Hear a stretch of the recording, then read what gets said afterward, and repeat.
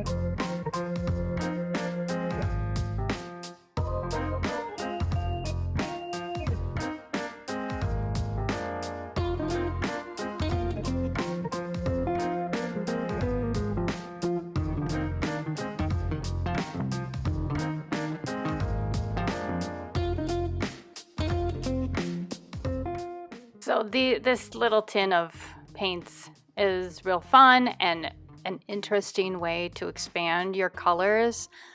You don't have to buy a huge kit, and it's, small little pans as well. So if you don't like them, you're not out too much. And, I would like it if you could buy them individually, so you could add in or replace the one that you've used up. But maybe in the future as they get advanced. I didn't research into their company or where they're even located, but as time goes on, I probably will. And I started to use them right away. You see in this painting, I just like to dive right in. I make that sectioned off area just so I have a little bit of white space around the painting, and then I just go for it. I don't have a lot of thought out ideas of what I want to do, but I have done a number of abstract watercolors already in the past, so I kind of know what I like, and I do tend to repeat some of those things. That's one of the ways you can learn what you like that you did in your last painting. You can repeat it in the next one and maybe try other things with the things that are tried and true, the stuff that you already like. So when I start off, I start with a light base, and that's kind of how these paints are anyway. So then I come back as they dry and I go over certain areas. It gives it a little more depth because you have the darker, richer color on top of a lighter color, and that kind of, recedes, and, it gives it a nice look that I like. And I'm going to let you watch as I move forward on this painting a little and enjoy the music, and we'll be back.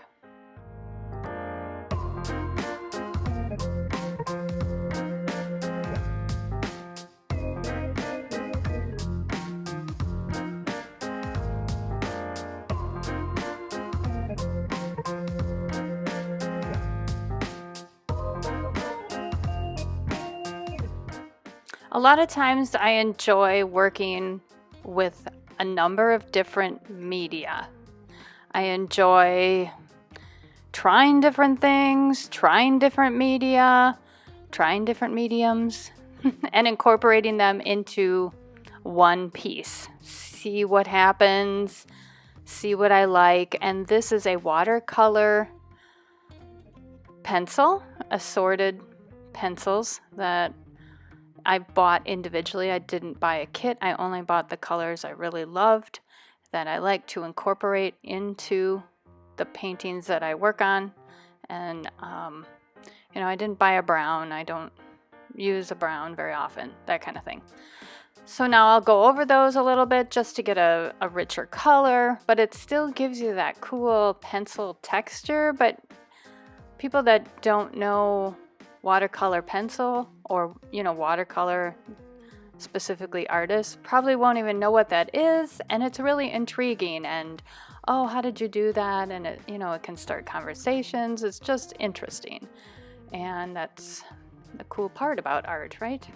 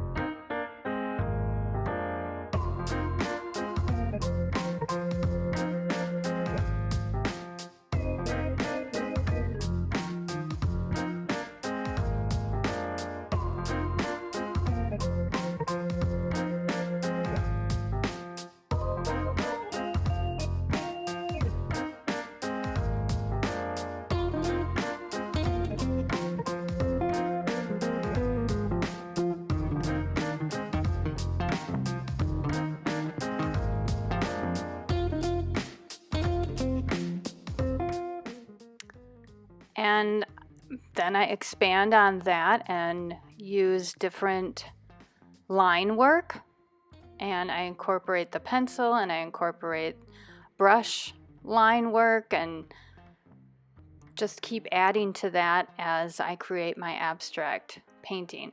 You don't see a lot of abstract watercolor painting as much as you do acrylic and oil.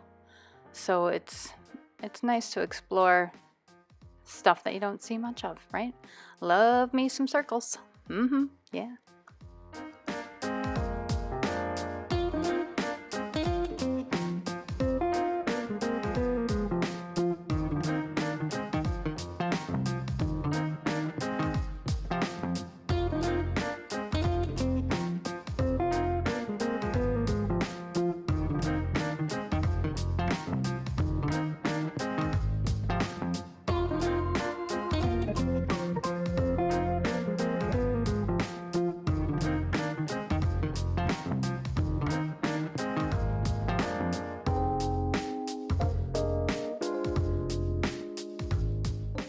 So, expanding on that texture, I add some dots, and now I'm going to do some splattering to create, it not only creates interest, but it also creates a nice layering effect. So you got a lot of different things going on. Not a big deal if you want to get rid of some stuff or lighten it and go in with a cloth there and get rid of some of that. And turn it. Love to turn things, see how it looks in different angles, see how it's kind of hard to see, but the more splattering and maybe some smaller bits, get in that. Never dries fast enough, does it? So I always recommend you keep a hairdryer nearby so you can keep working without having to stop and wait.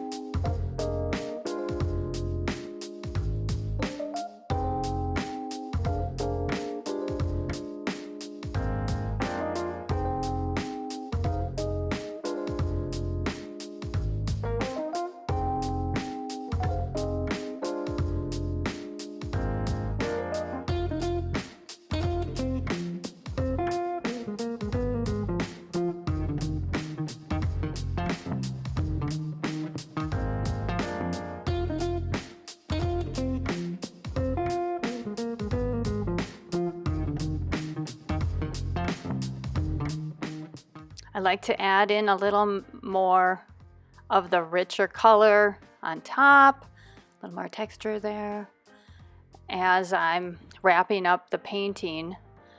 And like I said earlier, it creates a level on your painting. That color kind of pops out and you have other colors receding. It's it takes you to that next step from beginner to advanced to create different levels on your painting. Other textures, you know, richer, even maybe some shadows when you're talking about realism or not. You got to turn it a few more times, see what even angle you like, and then you can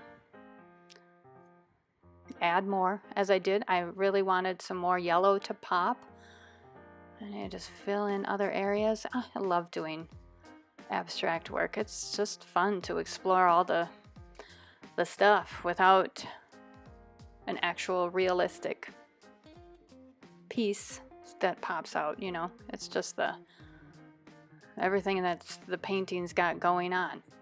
So after you've looked at what you like and dried it off again, make sure that you sign and date your paintings. Oh, maybe I want it somewhere else. Yeah, I'm gonna put it in a different spot. And now I've kind of decided, you know, that's the way I like the layout of the painting.